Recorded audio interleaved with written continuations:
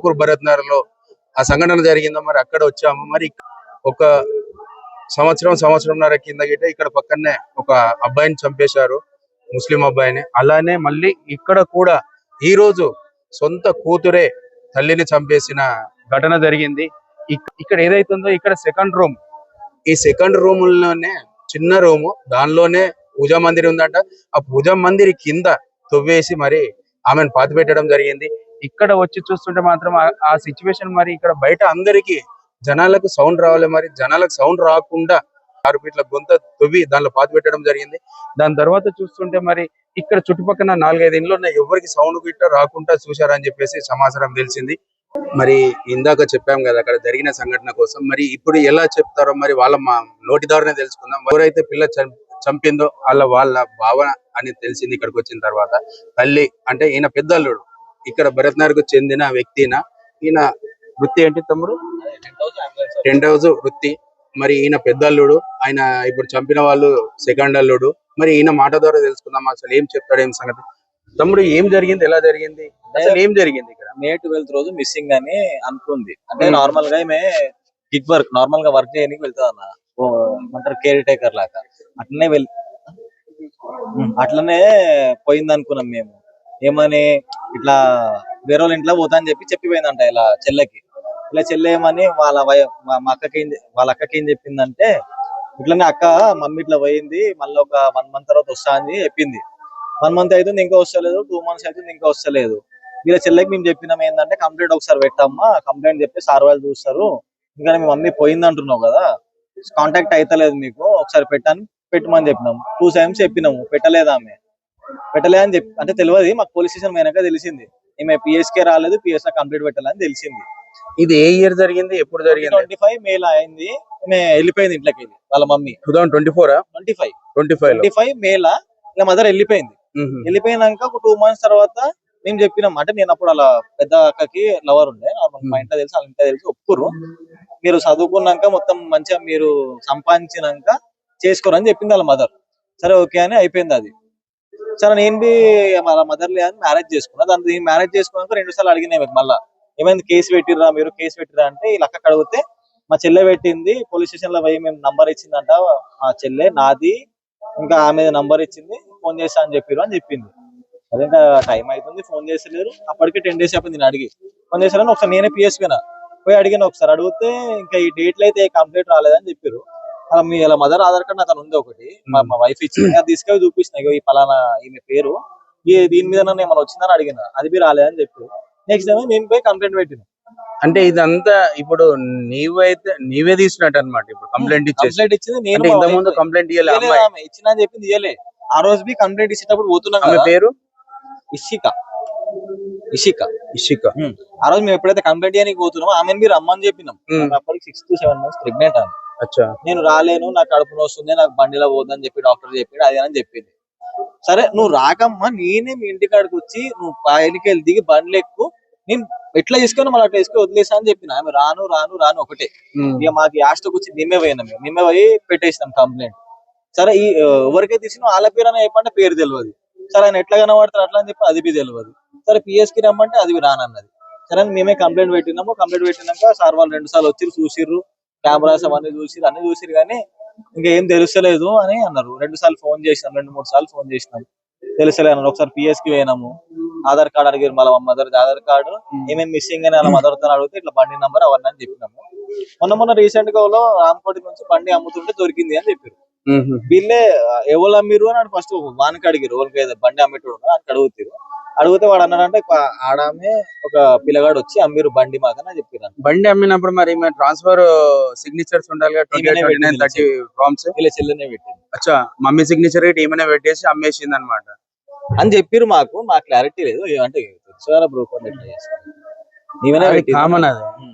అంటే మాకు ఇక్కడ ఇంకొక చిన్న విషయం అర్థం కాలేదు.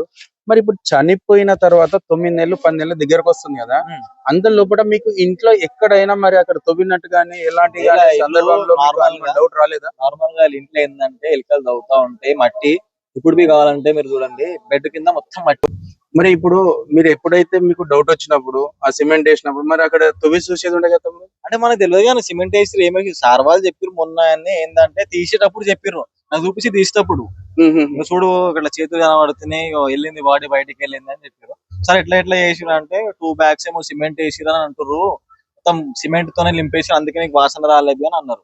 ఇక్కడ చనిపోయినట్టు మరి చంపేసి అక్కడ పెట్టినట్టు వాళ్ళకి ఎట్లా వచ్చింది సమాచారం? సార్ వాళ్ళ ఇంట్రోగేషన్ చేసిరు అన్న. అచ్చా, ఆల్రెడీ వాళ్ళకి వాళ్ళ ఇంట్రోగేషన్ అయితేనే ఉంది వాళ్ళది. వాళ్ళకి ఆల్రెడీ 4 ఉతికినాకనే అన్ని చెప్పారు అనమాట. అప్పటిదాకా తెలియదు అంటే మిస్సింగ్ కేసులో పెట్టిరు. ఆ తర్వాత చెప్పారు కాబట్టి లోపల ఇక్కడికి వచ్చి తవ్వడం జరిగింది. ఆ తర్వాత ఇదంతా తెలిసింది బయటకు. మరి ఇప్పుడు వీళ్ళు హక్కు ఉన్నది కదా, చంపిన హక్కు ఉన్నది కదా, ఏ రోజు కూడా మరి చెల్లెను ప్రశ్నించలేదు అసలు ఎక్కడ పోయినా? మమ్మీ లాస్ట్ నీకే కలిసింది, నువ్వు రా అమ్మా పోలీస్ స్టేషన్ కి చెప్పు ఏం చెప్పిందో ఏమేమి తీసుకున్నా చెప్పింది. రాలేదు, ఎప్పుడు రాలే. అవి రమ్మన్నప్పుడు రాను రాను అని జిద్దు పట్టింది. మొన్న సార్ వాళ్ళే పోయి తీసుకొని వచ్చారు. సార్ వాళ్ళే తీసుకొని. ఎక్కడ ఉంటారు వాళ్ళు? సూరారం. ఇది Jeedimetla Suraram pipe line road లో అక్కడ ఉంటారు. ఇక్కడికి వెళ్ళి చేసేసి వెళ్ళిపోయారు. ఆమె చంపిన తర్వాత ఎన్ని రోజులు ఉన్నది ఇక్కడ? ఆ పిల్ల 1 month దాకా ఉన్నది. చంపినాక 1 month వరకు అలానే ఉంది. పోతుండే ఒక 10 to 15 days ఉన్నది. మళ్ళీ వస్తుండే పోతుండే. అదే రూమ్ లో వంటున్నా వచ్చి? ఈ పక్క రూమ్ లో వంటుండే. ఆ రూమ్ లో వండకపోతుండే. ఏదైతే చంపి పాతి పెట్టిన రూమ్ లో అసలు పండుకోకపోతుండే, యువతల రూమ్ లో పండుకుంటుండే. ఆమెకు తెలుసు కాబట్టి యువతల రూమ్ లో. అంటే మీరు అక్కడికి వెళ్ళిపోయారా కిరాయికి? అప్పటికి నేను పెళ్లి చేసుకోలే. వాళ్ళ అక్క లోపల రూమ్ లో అంటే వీళ్ళు బయట హాల్ ఉంది, వాళ్ళు వండుకుంటుండే. అచ్చా, ఇప్పుడు ఆమె చనిపోయిన తర్వాత అప్పుడప్పుడు వచ్చేసి యువతల రూమ్ లో చిల్ల ఇంతకుముందు వండుకో అంటారు కదా, ఆమెకు సపరేట్ రూమ్ అన్నాయి కదా, అప్పుడు మరి అక్క చెల్లెలు ఒకదాన్ని వండుకుంటారా ఇక్కడ? అప్పుడు ఇంత స్టార్టింగ్ నుంచి వాళ్ళ మదర్ ఉన్నప్పటి నుంచి అక్క చెల్లెలు ఒకటిదాని అంటుండే బెడ్రూమ్ లో. ఇక్కడ వాళ్ళ మమ్మీ వచ్చేసి ఆ రూమ్ లోనే అంటుండే, ఏదైతే సంపి పెట్టారో అదే రూమ్ లో అంటుండే. అచ్చా, ఇప్పుడు అక్కడ వాళ్ళ బాయ్ ఫ్రెండ్ వస్తుండని చెప్పేసి అవతల రూమ్ ఉండే కదా, ఆ రూమ్ లోకి వండుకోలేదు ఇక చనిపెట్టింది. చంపిన తర్వాత ఆ రూమ్ లో వండుకోలేదు. వాళ్ళ బాయ్ ఫ్రెండ్ రాత్రి కూడా వెళ్ళిపోతుండే. 2-3 సిచ్యువేషన్ పట్టేసి ఫాలో అయ్యారు. తెలుసు కదా వెళ్ళిపోతుండే వాడు. అంటే దేనికోసం చేసిందంట?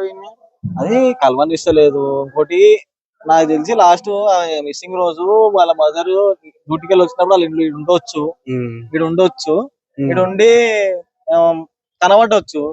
మళ్ళీ పోయి కంప్లీట్ పెడతారు అని చెప్పి అట్లా చేయొచ్చు. లేదంటే మనీ, మనోడు ఏం పని చేయడు ఎక్కువ మనీ గురించి. ఇదైతే పేకే అన్న, ఇది 25 లక్షలు ఉన్నాయని చెప్పేసి అన్నాడు. అది అంత నాకు ఐడియా లేదు, మా వైఫ్ కి తెలుసు, ఎందుకంటే వాళ్ళ డాడీ పెట్టిందో లేదు తెలియదు. సరే 25 లక్షలు వాళ్ళు పెట్టిరు, దానికోసమే చేసిరని పుకార్లు వస్తున్నాయి కదా. ఇన్సూరెన్స్ ఏదో ఉందని తెలుసు నాకు, అంతే అని డీల మీద ఉందా ఎవరి మీద ఉందా తెలియదు. ఇక్కడ ప్రజలు ఏం చెప్తారు అంటే ఇప్పుడు 25 లక్షలు డిపాజిట్ చేసిరు, దానికోసమే తల్లిని చంపారు అని చెప్పేసి చెప్తున్నారు. లేదు, కాబట్టి బ్యాక్ స్టేట్మెంట్ ఇస్తే చూసుకోరు, వైఫ్ దిస్తా చూసుకోరు. అంటే ఇంట్లో ఓన్లీ చిన్న కూతురుదే పాత్ర అన్నమాట, పెద్ద బిడ్డకి ఏం సంబంధం లేదా? తెలుసుంటే మేము ఎందుకు పోలీస్ కంప్లైంట్? అంతే అంటారు పక్క, మీకు ఎలాంటి సంబంధం లేదా? అంటే ఉన్నది ఓన్లీ చిన్న బిడ్డనే చేసింది. తెలుసుంటే మేము పోకపోతున్నాయి పోలీస్ కేసుకి. అంటే మొత్తం మీద మీరు బయటకి. నేను ఇంకోటి, అప్పటికి నేను ఇలా మదర్ మిస్సింగ్ అయినప్పుడు నేను ఇక్కడ లేను, నేను తిరుమలగిరిలో ఉంటుండే. ఆగస్ట్ లో వచ్చిన పెళ్లి చేసుకునేమని నేను, మళ్ళీ మా ఇంట్లోనే ఉంటుండే, నేను వీడియో ఉండకపోతుండే. ఆడ ఏదైనా మా వైఫ్ ప్రెగ్నెంట్ కాబట్టి కొంచెం హెల్త్ ఇష్యూస్ వల్ల వీడికి వచ్చిన డిసెంబర్, జనవరి, ఫిబ్రవరి. ఇప్పుడు సిఐ గారు ఏమన్నారు మరి? ఇంకేం చెప్పలే అన్న, ఫర్దర్ గా ఇప్పుడు పోవాలా. ఫోన్ చేసినాం, ఇలా మార్నింగ్ ఫోన్ చేసినాం సార్కి, 2 days తర్వాత రమ్మని చెప్పిండు. ఇవన్నీ నామనామ 2 days తర్వాత రమ్మని. చూస్తున్నాం కదా మరి ఇక్కడ భరత్ నగర్ లో జరిగిన సంఘటనపై వివరిస్తే ఇక్కడ వచ్చిన ఆన్సర్ ప్రకారం చూస్తుంటే మరి కన్న కూతురే తల్లిని చంపడం జరిగింది. ఎంత కషాయంగా జరిగిందంటే మరి వీళ్ళు కూతురురా లేకపోతే దయ్యాల పుట్టుక కొట్టిరా, మరి ఏ పుట్టుక కొట్టిరో అది ప్రజలే నిర్ణయించాలి. ఇలా చేసుకుంటూ పోతే మరి ఎవరికి ఏ సందేశం ఇస్తున్నారో మరి అర్థం కాకుంటున్నది. ఇలాంటి సంఘటనలు మరి ఇలాంటి చూస్తుంటే ఇంకా వేరే ఇతరుల పిల్లలు గిట్ట చెడిపోవడానికి కారణం ఉంది. మరి ఎక్కడ జరగదు, ఇంత దరిద్రంగా జరుగుతుంది. మరి రేపటి రోజు ఇంకా పిల్లలు గిట్ట మారుతారని చెప్పేసి చాలా మంది చెప్పుకుంటూ వస్తున్నారు. ఇప్పుడు మనం చూస్తున్నట్టయితే సోషల్ మీడియాలో 25 లక్షలు 30 లక్షలు డిపాజిట్ చేసిరు బిడ్డల పేరు మీద అని, అదంతా ఫేక్ అని చెప్పేసి చెప్పుకుంటూ వచ్చారు ఇప్పటిదాకా. కొన్ని విషయాలు మనం ఎక్కడైతే వచ్చినామో అక్కడికి వస్తేనే తెలుస్తున్నాయి. ఇప్పుడు నిన్న సంఘటన ఏంటంటే ఒక టీవీలో మేము చూసాం షార్ట్, 25 లక్షలు ఉన్నాయి, అందుకోసానికి తల్లిని చంపిందని. తల్లిని చంపింది 25 లక్షల కోసం కాదంట, ఎవరో మరి ప్రియుడు కోసం తల్లిని చంపినట్టు సమాచారం వచ్చింది. ఇక్కడ ఇంకా వివరిద్దాం, మరి జోహర్ నగర్ పిఎస్ వెళ్ళి అక్కడ ఏముంది ఏం సంగతి మొత్తం డేటా దిద్దాం. జై హింద్.